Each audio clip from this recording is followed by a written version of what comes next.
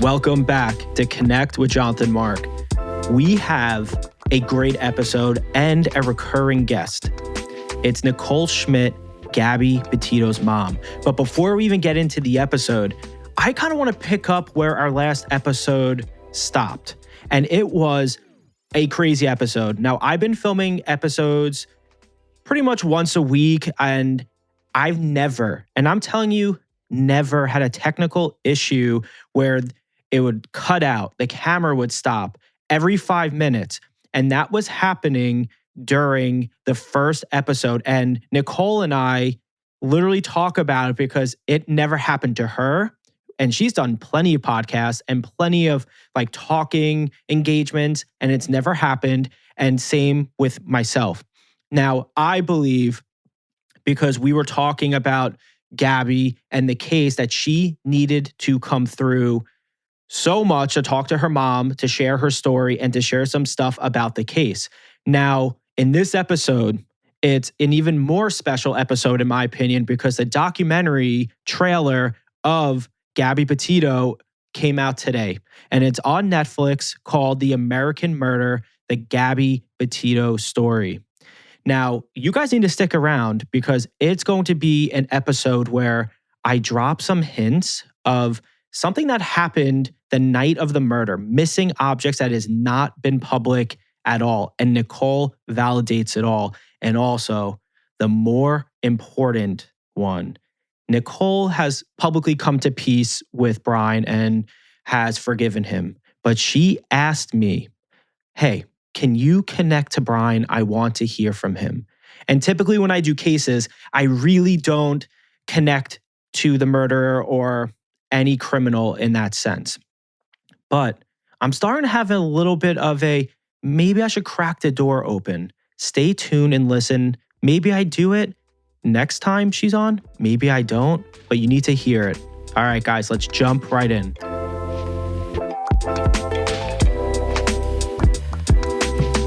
Welcome back. Now, last time you came on, I don't know if people will remember this. I'm sure they will. The amount of times the internet went out. The amount of, right? Wasn't that insane? I think it was Gabby because it didn't happen to me with anyone else. It had to have been. I mean, like, I was sitting there and I was like, oh my God. It was a lot. Yeah. And I was thinking, I was like, Gabby definitely wants to come through. She's definitely like trying to barge through. And that was her way, was tampering with the internet, I feel like. I mean, it was nuts. I'm not going to lie. It was nuts. Can I tell you a quick story? Please. Yes. We were just at a friend's house doing a podcast, actually, at his house. Okay. And luckily, he lives close. And we were eating dinner afterwards, and the lights started flickering. And I was talking about Gabby at the time. And then the electric went out. The whole house, and then like a bunch of houses on the block, just for like a minute or so. And then it came back on. I was like, that was Gabby. There's no explanation for it. I said, did you find out what happened? Nobody knows what happened.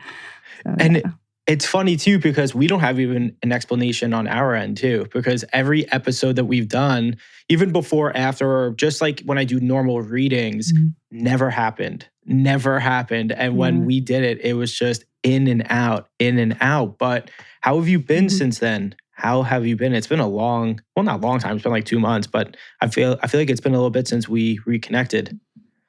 I've been good. We got through the holidays. Yep.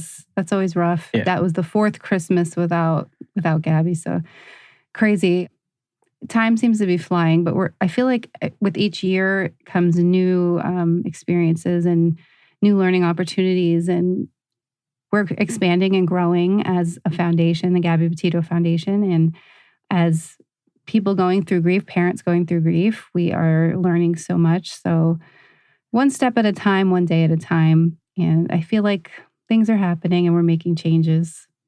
Yeah, because I've been watching you guys. Obviously, I know you, your husband, and everyone. And I watch you guys, and I'm so impressed with the amount of time you put in. Aside from the foundation, you go on social media, try to bring awareness to different cases, to different situations. And I think that's really amazing, just because people can, I think, relate into some sense, because I feel like people know someone that maybe was affected by domestic violence, or maybe someone that is a missing person, or whatever the case is. And a lot of the times when I speak to just families with unsolved cases, a lot of times people are afraid to speak up. Like that's the one thing I've been like, I think a common thing that I've been seeing is like speaking up and also having the courage to go to someone to say that something happened, they were there, they were scared. And I think what you guys are doing from what I always tune in, I always watch. And I think it's awesome because you guys are being voices for people that really are, and it's not a shame to be afraid. It's really not a shame to be afraid. And you guys are voices for those people that are maybe a little afraid. And I think that's amazing. I think that is like truly amazing. Can you explain some of the stuff you've done recently, like going to DC, doing all that? Yeah. I feel like we've done so much. Yeah. First off, the reason why we do what we do is to let people know that they're not alone and they can reach out for help. And if we can't directly help them, because we're not direct service providers, but we have a lot of connections now, we can lead them in the right direction. Going to Washington, D.C., that was amazing. So I got an invitation to go to the White House, and that was really cool. It was great. It was amazing. I wish that all four of us could have went. I don't know why we only got the one invite. I think eventually we'll all be there, all four parents, fighting for some kind of law, maybe signing some new law into place. That'll be the day that we are all inside the White House. It was just, I don't know, DC is really cool. I could go there anytime, so I'm hoping to go back. We have just done a lot of speaking engagements. We're developing a whole new program with the website. The website's getting all redone. It's going to be education for free. We want everybody to have access to free education about domestic violence prevention and what to do if a loved one goes missing. So it's not just going to be DV. It's going to be a little bit of everything in there. And we're going to partner with other organizations that have programs in place already that we can add to it. And I don't know, it's just going to be, it's a lot. And I'm like probably high on caffeine right now, but there's so many things because I have to get through the day. There's so many things to do. So it's a lot of exciting stuff happening. I think 2025 is going to be an amazing year. We have a lot of things going on. So, yeah. Do you have any moments where from the Gabby Petito Foundation, from your speaking engagements and stuff that stick out to you where you're like, oh my God, like, I can't believe these words helped this person? I'm sure there's a lot, but has there been anyone that walked up to you, said something to you personally? Because those are the stories that I love. When people go out of their way and talk to you, and like, I want everyone to hear them. It's unbelievable. It happens almost everywhere we go. I was just at a couple of months ago, we were advocating for a missing person in Orlando. And this woman comes up to me and she says, I've been meaning to talk to you. She was kind of standing there the whole time, but she kind of came up to me when she saw it was safe. Yeah. And she goes, I really want to let you know that, I left I think she said it was her marriage after a long, long time, years of abuse. And it was because of Gabby and what you guys are doing. She was a little bit of an older lady. So I was just like, my heart was just like, wow, we inspired that. I mean, and I always tell people, you did the work. Don't give anybody else the credit. You're the brave one. You decided to make that move to get out. And as long as you do it in a safe way, I mean, I'm glad that we inspired it, but remember that to give yourself the credit because people say, oh, it was you or it was God or it was this one. And I'm like, you did that. Right. You did it. So, yeah.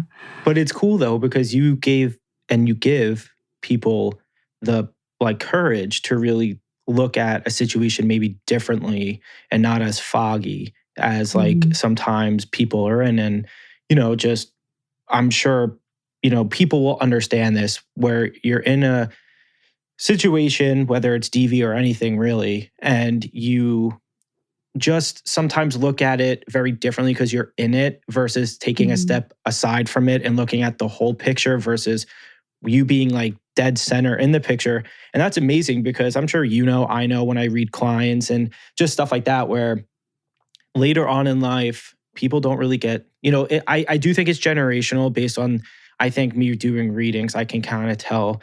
But the older generation doesn't really like to get a divorce. Like that's not what Mhm. they foresee as like an outcome. Like a lot of times they'll just bite their lip or bite the bullet and just kind of push through. And it's pretty amazing that someone of an older age came up to you and said, because of you guys speaking, because of Gabby, that she got the courage to do it. I think that's pretty awesome because it's not, I mean, to me, it's not normal. Like from me doing readings, I don't really see older women Yeah. or men do that. They typically No, just you're stay right. in it.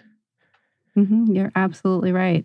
I think with like Gabby and how her case got so internationally huge Oh my for God. whatever reason, because she's just a spirit that's crazy. So she touches so many people because I think she humanized domestic violence in the public eye. So Yep. like everybody thinks it happens to those people. You know, it doesn't happen to regular people, it happens to some other people that we know, you know.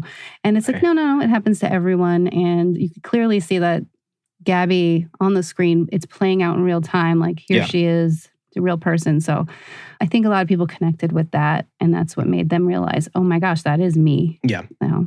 Well, she's so relatable, I feel like. And I feel like when she was going through her travels in the van and, documenting it, I feel like people, at least from my perspective of my age group, and I'm sure many people could be like, I wanted to do that, or I want to do that with someone. And you can live through that person, showing through that experience. And to me, she was, and when she comes through and just like in general speaking, she's such a strong person and she has so much light in her and she is shining light. Maybe the purpose of the Gabby Petito Foundation is shining light, at least from my perspective, on situations from all age groups, men, women, whoever. And she did that she did that herself, like with you guys obviously sharing the story. But I think, what she went through was, I think, very difficult, obviously, but she's also very strong for it at the same time because when she comes through like such a loving and forgiving person. Like she always is a very forgiving and like kind of seeing, both sides. Like that's kind of how I see her, just like a very light spirit, like someone who's strong, but very light. And I will say this from the last reading that you and I had, there was a point where what came up was she was looking to leave. Like after a certain point, I'm sure so many people get pushed to a limit where they're like, I just need to, whether it's leave to take a step back to breathe or just to leave in general. And I thought it was interesting when she was coming through, she was showing to me she wanted to go back to you. She wanted to go back to like the home roots, like the roots of her home, and just to get her stuff together. And can you share maybe some of that of like the interactions before that? Like her wanting to come home and just to be with family, really, just to like reset. I mean, we all want to do that. I always want to do that. I want to go back home, reset everything, and just then reassess what I have to Yeah. reassess. And that's what I remember seeing, and I still do see it. So it's one of those where it was a very pivotal moment. I mean, and she had already done that at one point. She moved and came home because she got homesick and then moved to Florida.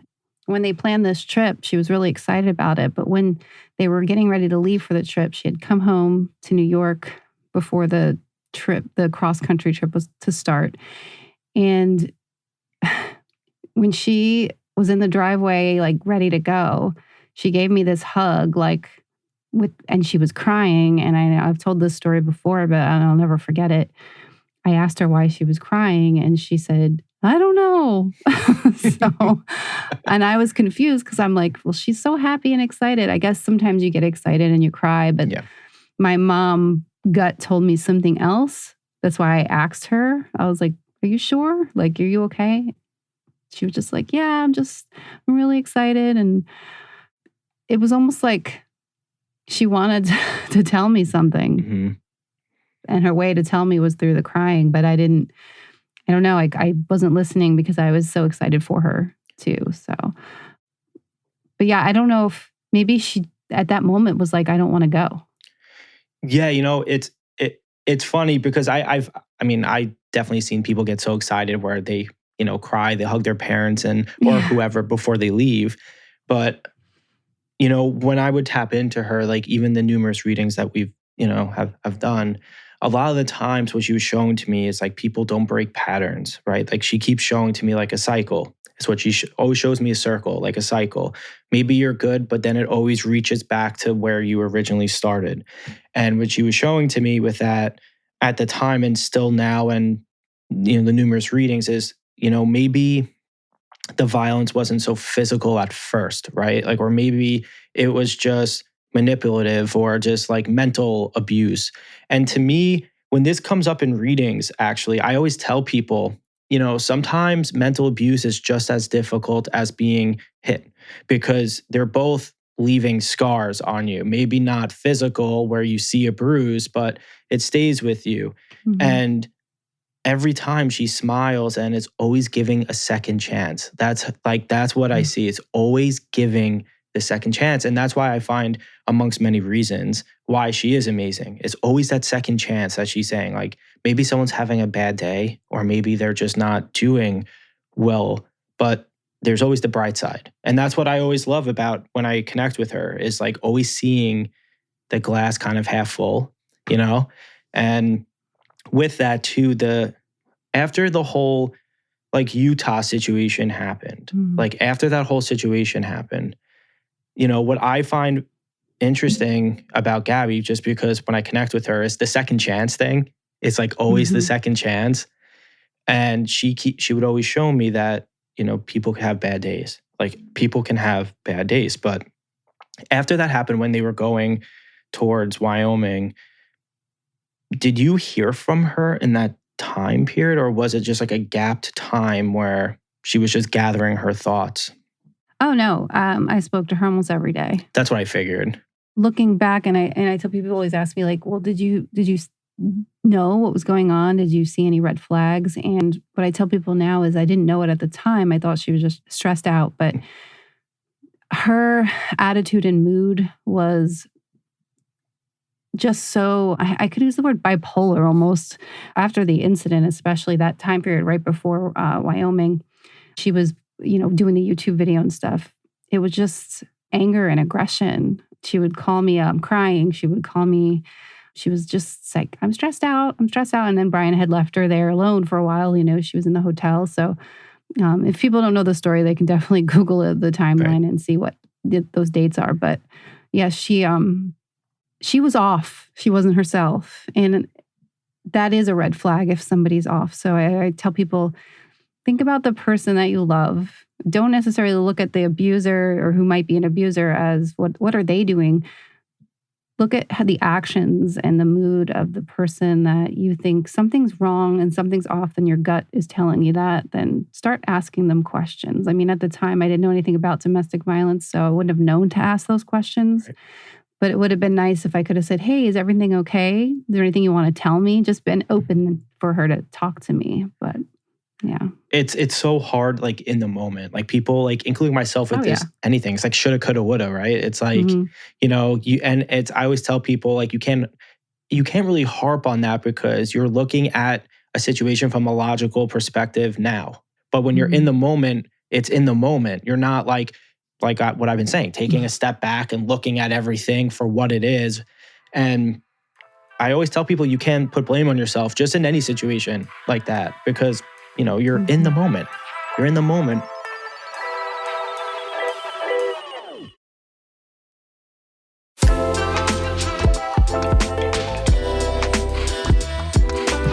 I wanted to ask you this because this is interesting.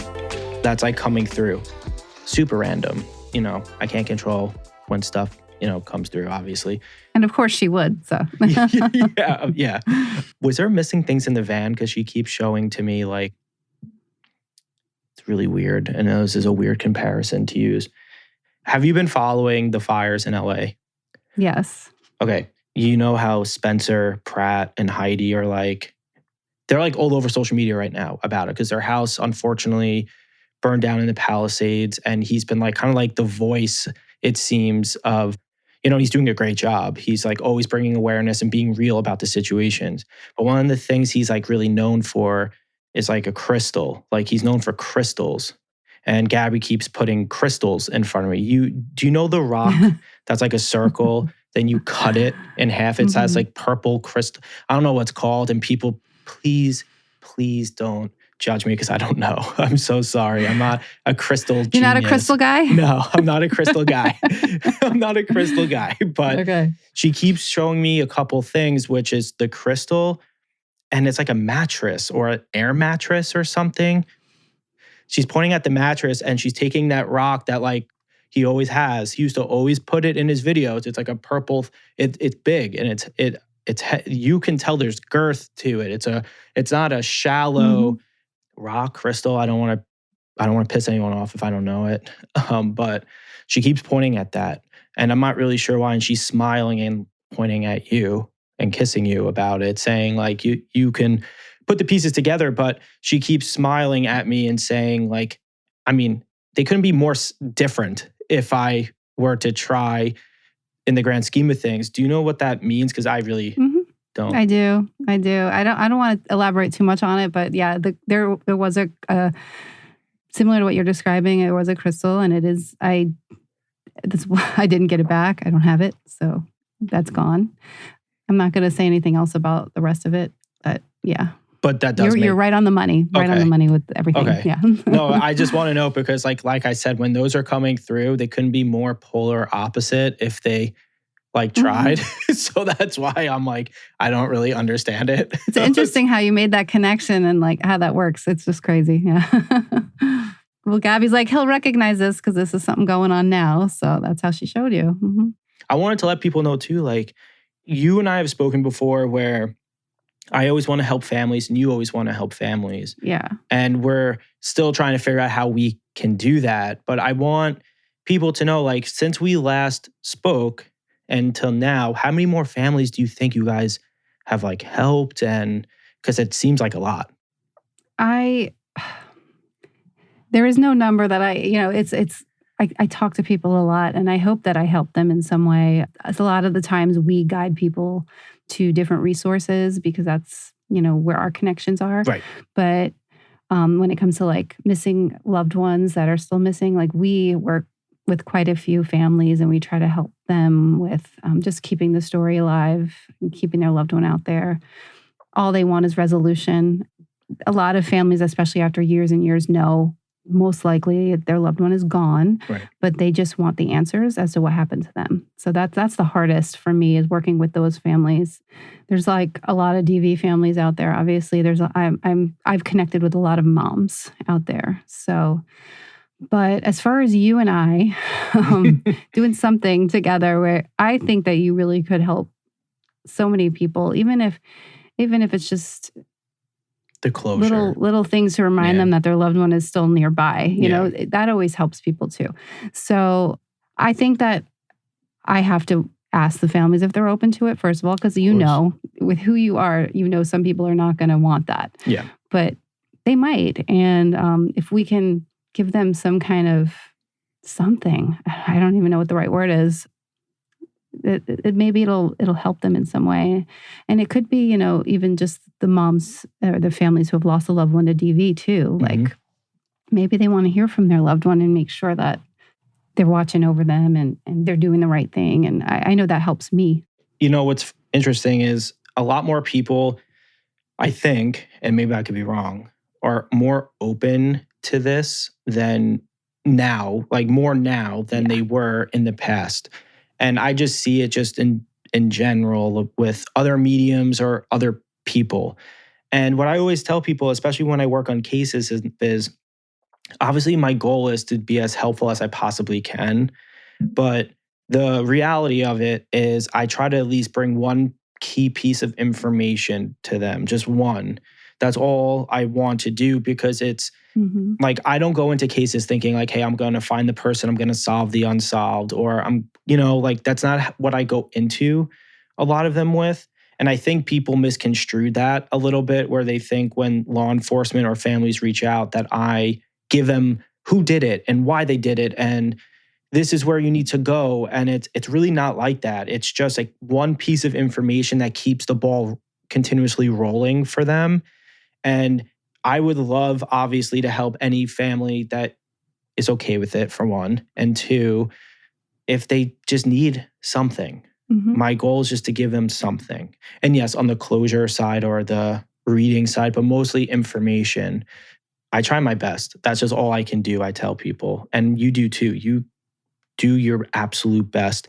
And that's all we can do in these situations, really. I always feel bad if there's somebody that we really can't help because of whatever the situation is. And I'm always like, I just wish there was a way that I could help you. But unfortunately, that I can't. And I can't help everyone. That's the other thing. It's like, I wish I could help everyone. Well, I literally wanted to ask you this before, but how many people, like, you must get like a lot of people reaching out, probably asking you numerous questions. But one of the questions that I'm curious if they ask you is, do you know the recipe to make a case go national? Do you know the recipe or the secret sauce? And I'm sure it's like so difficult to like pinpoint exactly how something goes crazy national. It's because if it was a perfect science, then I would assume a lot of people would figure it out and do it. But do you get that question a lot? Like where people like, what's the secret sauce to it?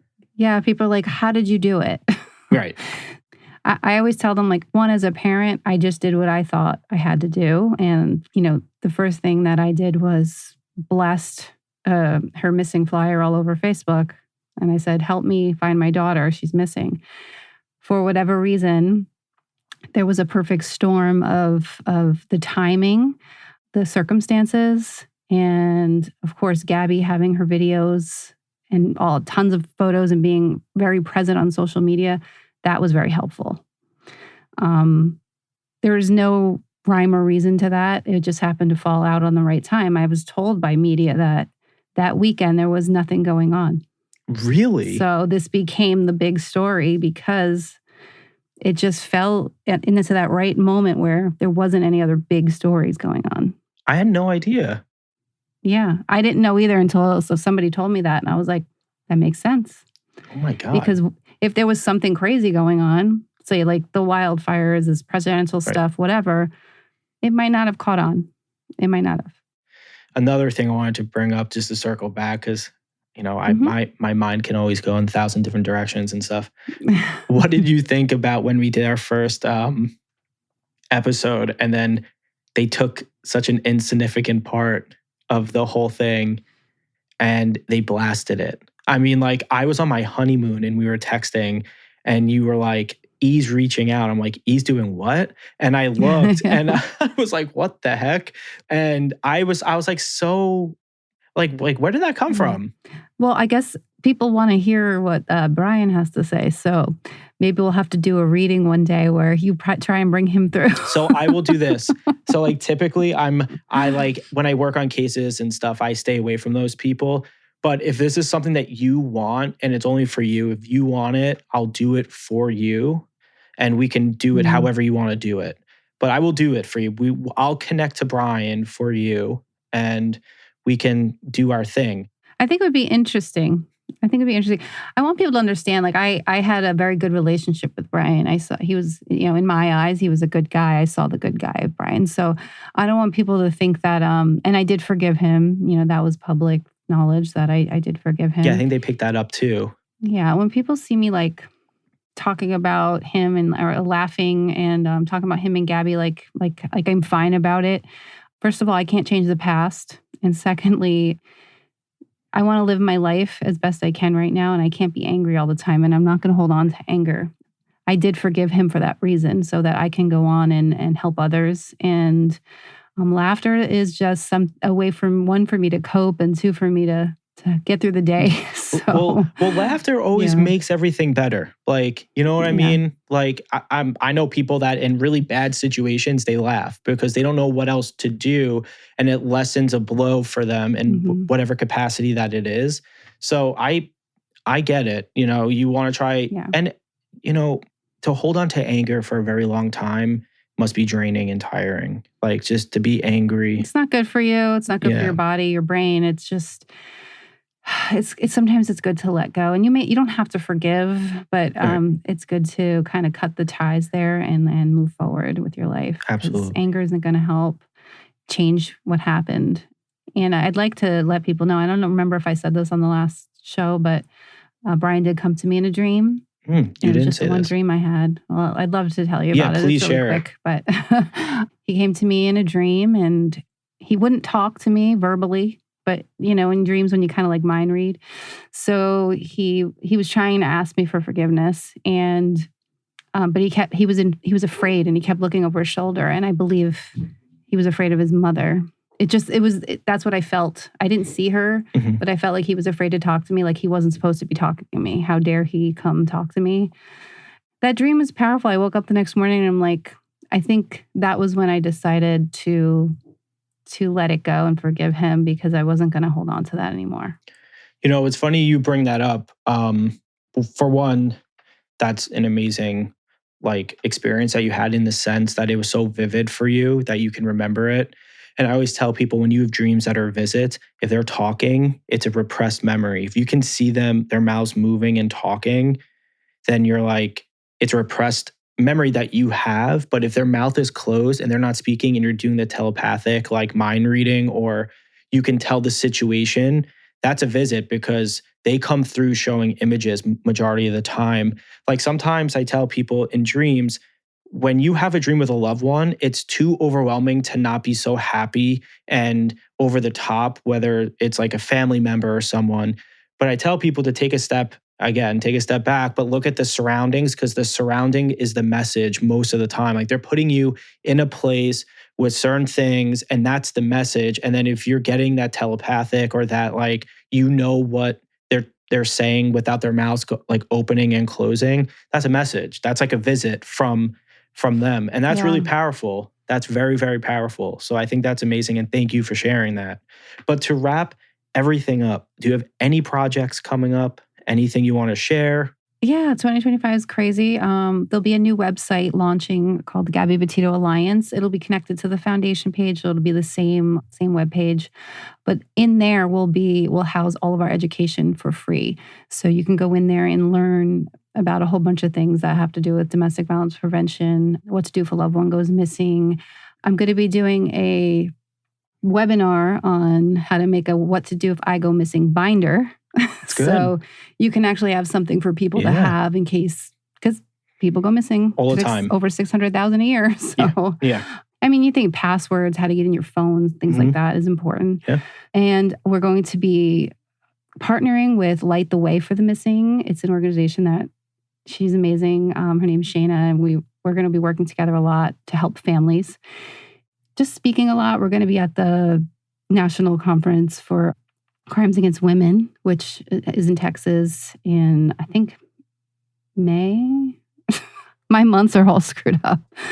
But yeah, and a bunch of conferences. Will be in California. I think we'll be in Denver at some point. We're going to be at CrimeCon Denver in September. So yeah, a lot going on. Busy year. That's awesome. Well, I just want to say thank you for coming on again.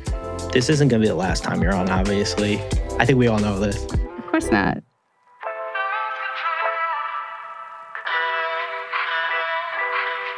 Nichole, I just want to say thank you so much for coming on.